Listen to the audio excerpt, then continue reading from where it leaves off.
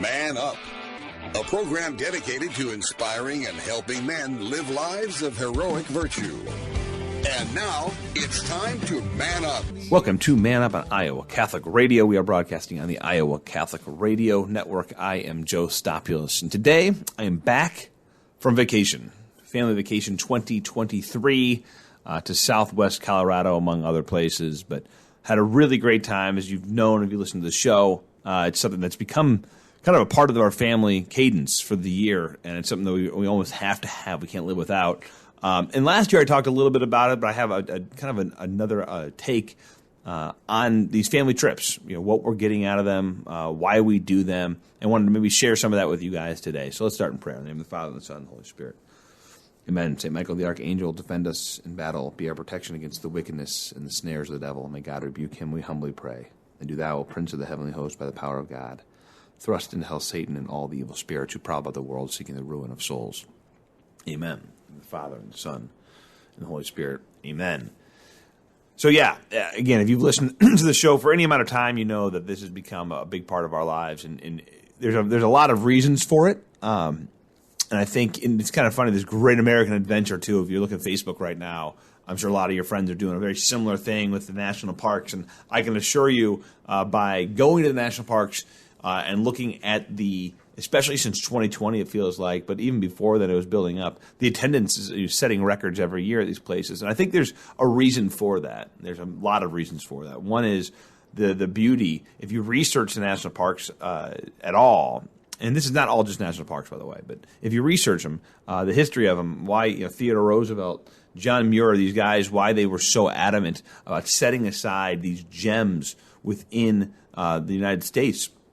It's the first time in human history that they've taken public land and set it aside for the viewership of the public. The public can own these lands, that they should all be able to enjoy these views. One of the things that I think is so neat, Pikes Peak in Iowa. Again, you don't have to go super far for these things. Pikes Peak in Iowa, just north of Dubuque, by about 45 minutes an hour, something like that. The OG Pikes Peak, it was the original Zebulon Pikes Peak prior to the one in Colorado Springs. But that piece of land, which is now the state park of Pikes Peak State Park, was owned by a private family. And eventually this gal in her will said, no, actually I want to leave this for the people. I don't want to leave this to my family. I don't want to hold this. This land is so beautiful, it deserves to be enjoyed by all, which is incredible. I mean, to give up this incredible piece of land to share with other people, I think it's a beautiful thing. I think it's something we can all learn from. But the national park system in the United States, on a much grander scale, that's how it was created. It was this idea that, especially with Yosemite, with the beginning of Yosemite, with John Muir and some of these other people trying to legislate to get the legislator, to get America to hold these lands, to preserve forever, because they were seeing what was happening. People were coming in, they were developing them, and that was not good. It was taking away from God's beauty, right? This is the beauty of God's creation. Some of the greatest marvels in the world were being desecrated because of industrialization and all this other stuff. And so it's a special thing. And so I think the reason you see this, and I talked about this today at a coffee meeting I was at, which is that God, if we all just calm and think and slow down, that longing in the human heart, which is talked to, St. Augustine talks about, that we're all longing for God. There is a longing for us, and nature speaks to that, and it pulls that out. And that's a reason I think you see, if you're on Facebook or Instagram or whatever right now, people flood into these places, because we are made for God, we are made for beauty, and these places have that. So, all right, we're going to head to a short break. When we get back, I'm going to kind of dive in detail of the trips that specifically the one we just took, but some of the things that I gleaned from it, some of the things I've learned through my time doing it, and hopefully share some of that with you guys. We'll head to a short break, and we'll be right back. Each fall, InterVisions Healthcare hosts a fantastic evening of food and fun with the local Knights of Columbus. Join us as we dance the night away on Saturday, September 16th at Christ the King on the south side of Des Moines. All the proceeds from the catered dinner and auctions benefit the life-affirming work the nursing staff provides to women with unplanned pregnancies. For more information, visit ivhcare.org or give us a call today. We look forward to seeing you on September 16th as we dance for life at Christ the King in Des Moines. Thank you, Intervisions Healthcare, for your support of Iowa Catholic Radio. Support for Iowa Catholic Radio comes from CTO. Your contribution to CTO helps families send their children to our Catholic schools who otherwise could not afford it. In giving to CTO, you receive the best tax credits ever. Pledge or donate online at ctoiowa.org. ctoiowa.org. The bottom line, it's for the kids and their future. My help comes from you. You're right here pulling me through. Welcome back to Man Up on Iowa Catholic Radio. Stopulos Family Trip 2023 in the books. Had a lot of good takeaways again this year that I wanted to share with you. And I'll start with this. And this is, I mentioned this a little bit last year. That is to say that my wife, Kristen, she only posts on Facebook basically one time a year, and that is this time. And it's not to show how cool our vacations are. It is truly an evangelization tool. And that's kind of what I'm going to right now with the show. Is I think people, when they have a big family, 6 kids or whatever it is, or even if you have 2 or 3, you think that it's impossible. People tell us all the time, like, I couldn't believe you guys do this stuff and whatever else. And, we want to encourage people to get out and to go see the world with their kids, to go do something fun with their kids, to take them on adventure, to introduce them to nature, to introduce them to how God speaks to us in nature. To introduce them, especially in the Catholic world, I'll talk about this in a bit, to show them other parts of the Catholic world, right? So I think this idea of the universality of the church is really shown when you travel. I think anyone who's gone to another country or attended a mass in a different language, right? So if you're in a different country, I remember I was in Brazil, and the mass was in Portuguese, which I thought for some reason, back when I was 24 or 5, that my 5 years of Spanish maybe would help me in Brazil. It does not. Very little, but the idea of this mass in Portuguese, which I understood almost no part of the language, I did understand what was going on.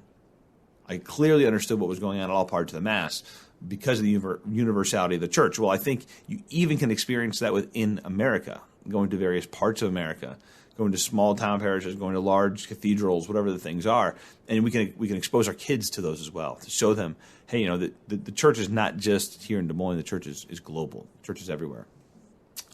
So let's start with this. The first thing I want to talk about is this idea of going on adventure. And this really hit me this year. Kristen and I are sitting around the bonfire towards the end of the trip, maybe halfway, after the halfway point of the trip, just discussing, our thoughts and, our experiences thus far. And the theme of going on adventure was kind of resonating to both of us. And the Lord of the Rings theme really hit hard on this, which is to say that when they're in the Shire, when they're in their comfort of their hobbit hole, nothing really happens. They kind of just go through the through the motions. But when they stepped out and they went on an adventure, whether it was Bilbo or whether it was obviously Frodo and the gang, that's when things started happening. That's when they really started to experience life. And then when they did finally end up back in the Shire, they had all that other experience to build on, right? So that theme, I think, is really important. And Jordan Peterson talked a lot about this as well when he talks about leaving the comfort of the order you're in and walking into chaos. And that is his words, and that is very philosophical. There is a level of that when you leave Iowa, when you leave your bedroom and you leave your running water and you leave all the comforts of your house to go on adventure, right? So all these things are going to come into play when you do that. The experience you're going to have, you're going to grow in some capacity. You're going to grow in knowledge of America. You're going to grow in knowledge of other people, other cultures. You're going to see new things. And I think all of these are reasons why we continue to do this, right? That we continue to go on these journeys to get out of our comfort zone and experience something new. So, we personally, obviously we do the camping thing. There is a level of from a monetary standpoint, to go on vacation with 6 kids and spend 2 weeks in a hotel would just be pretty darn expensive. And so we tend to not do that. We tend to camp. We also tend to visit a lot of family and friends along the way. And I'll talk about that in a bit.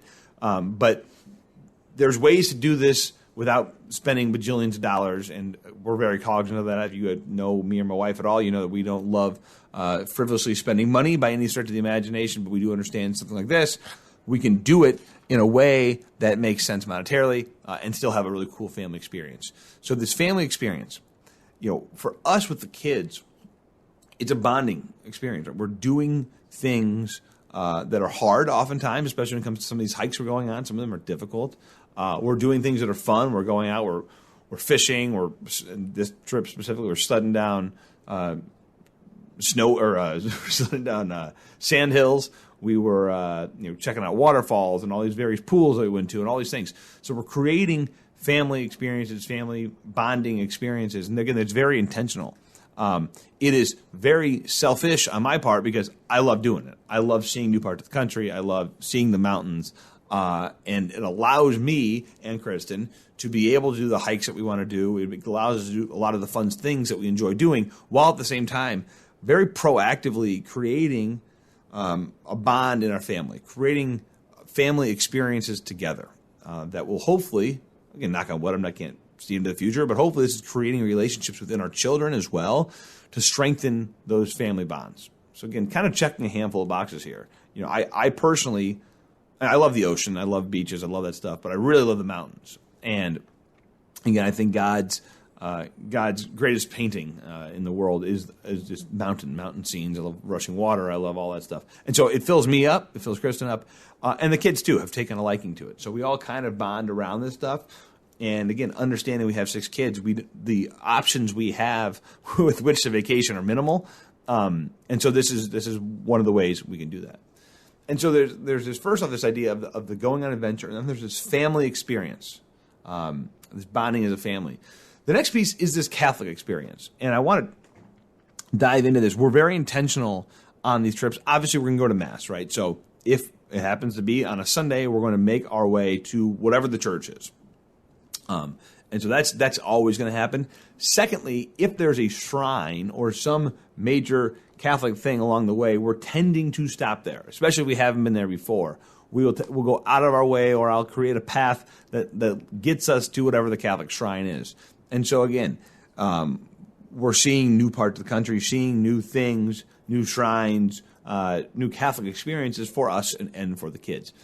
On the Catholic side, I love seeing other parishes. And so the first Sunday we were in Riebe, Colorado, which is one of my favorite places in the world. It's the little Switzerland of America. The San Juan Mountains, which is where it's at in the southwest Colorado area, huge, so intimidating.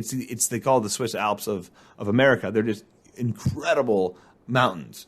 And this town is situated right in the heart of it, right in the middle of it. And it's just beautiful place. And we've been there before, and it was really cool.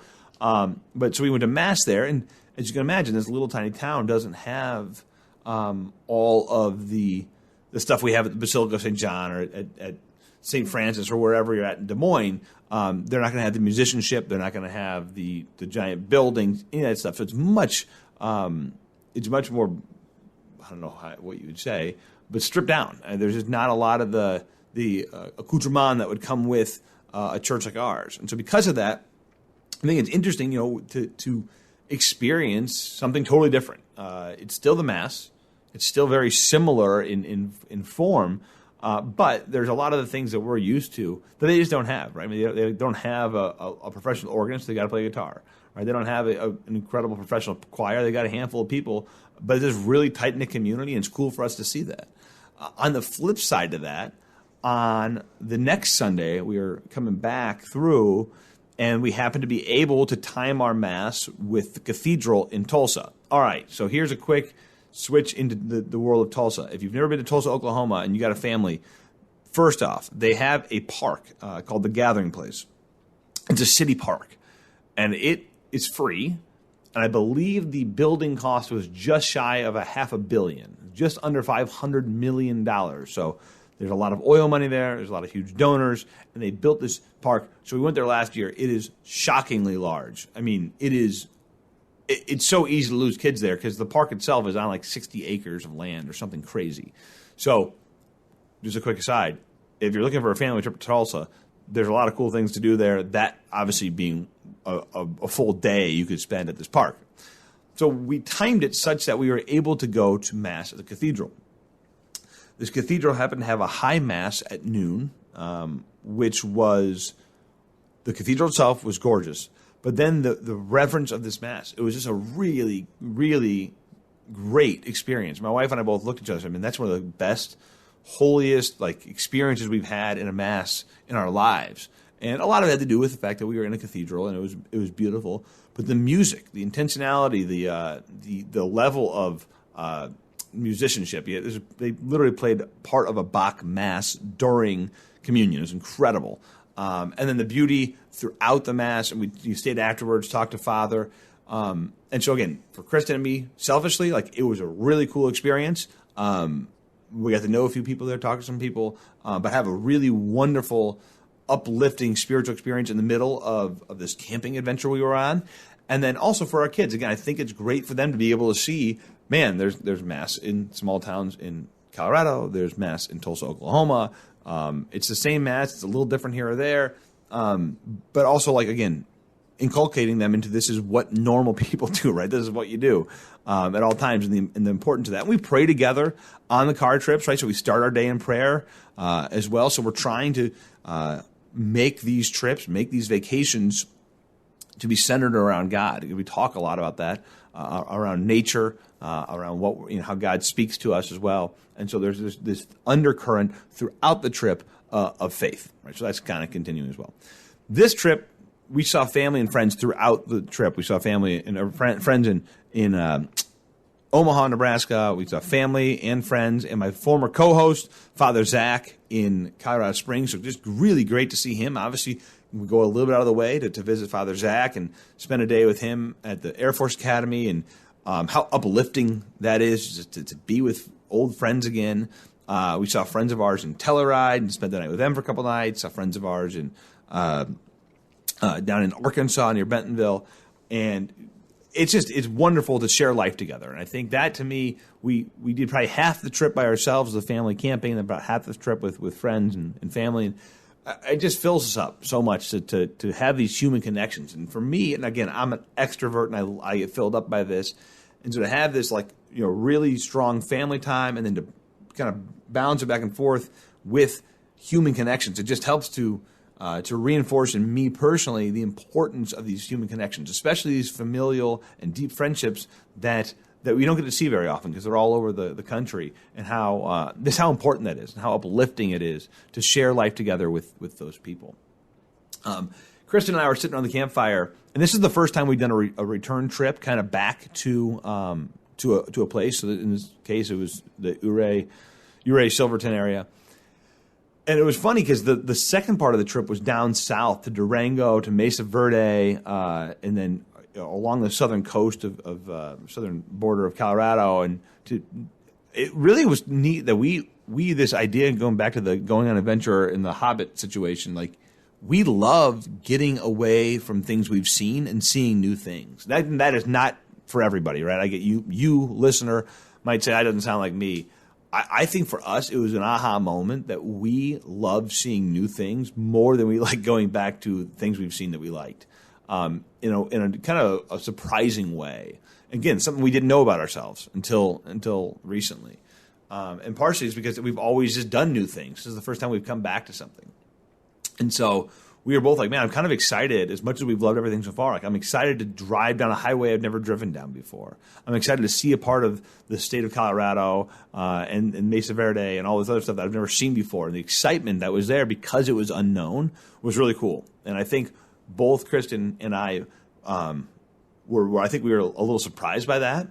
And it's something that we learned about ourselves. And so, again, for us, we really like that. We have a lot of friends who go on the same trip every year, and that's their deal. They love the consistency of it. It gets them away from their home, but they go on the same, roughly the same trips every year, and I think that's great.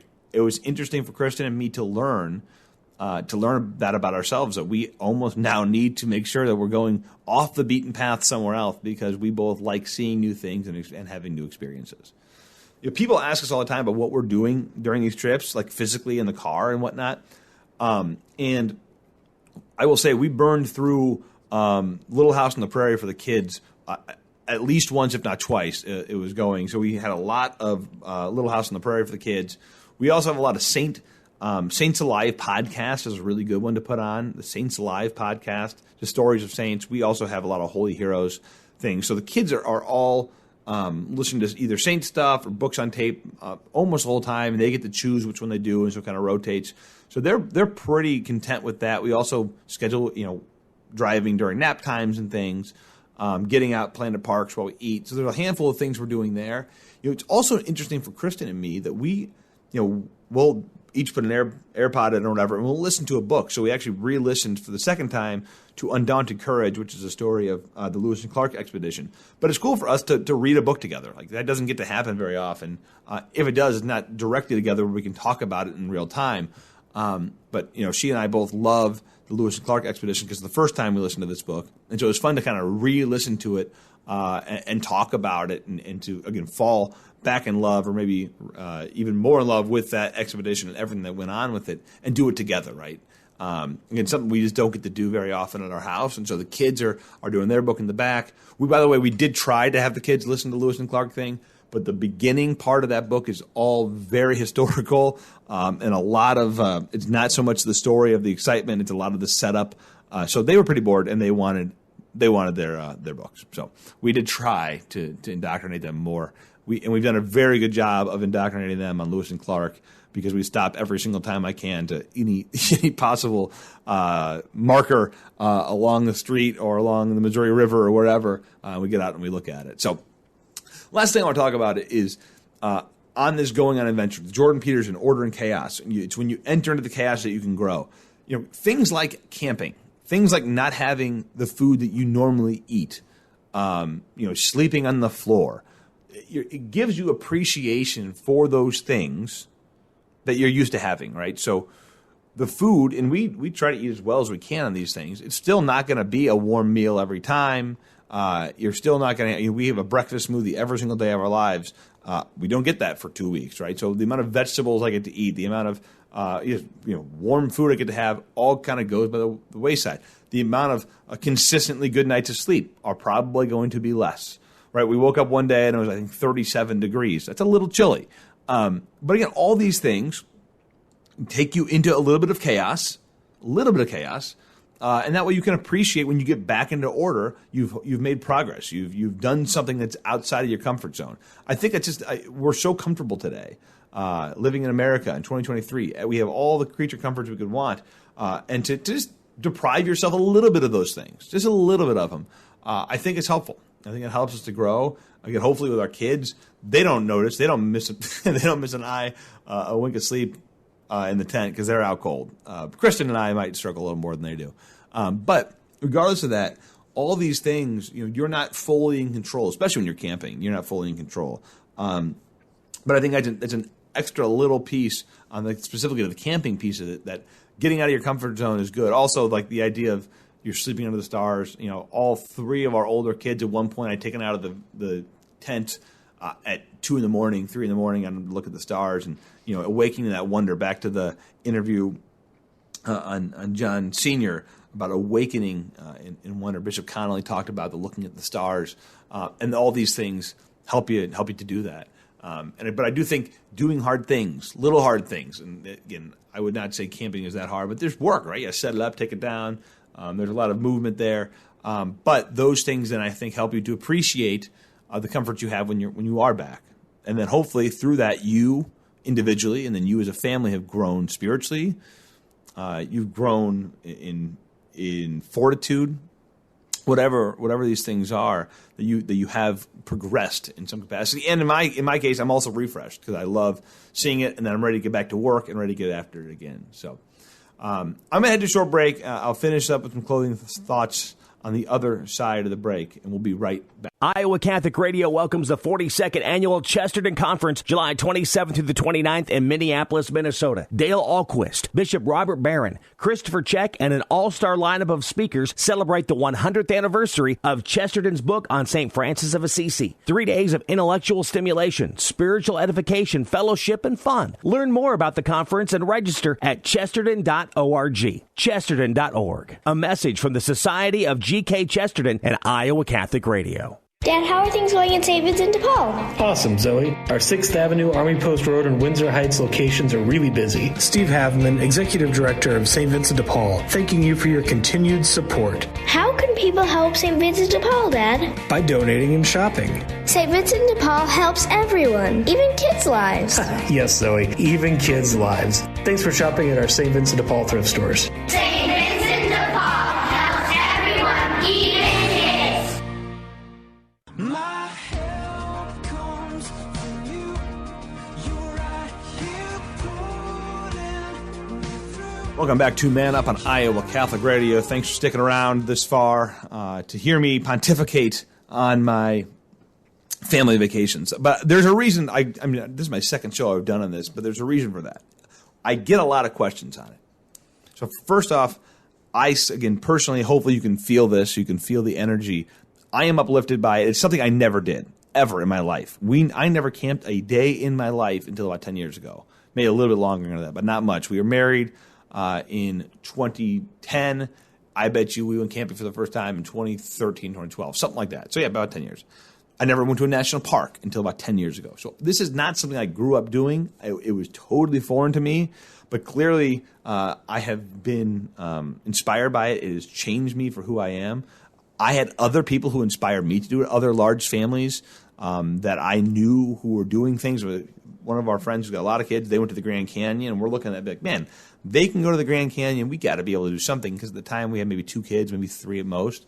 And that was the kind of stuff that inspired us. And so, there's one of the reasons we do that Kristen and I are adamant about talking about this is that we didn't know it could be done, and it's been a huge part of our life recently. So we just want to encourage people to take that first step. Whether it's maybe go on a little trip here in Iowa, go up to Pikes Peak, whatever it is, do something. But go on adventure. Go on adventure. See Catholic shrines around the country. Meet new people around the country, maybe visit some friends from far away, or maybe just have some time quietly in nature with you and your family. But it's something I want to encourage you to do, because I just seen the fruit of it in my own life. Thanks for joining me today on Iowa Catholic Radio. I am Joe Stopulos. It's time to man up. Man Up, inspiring men to live out their call to holiness.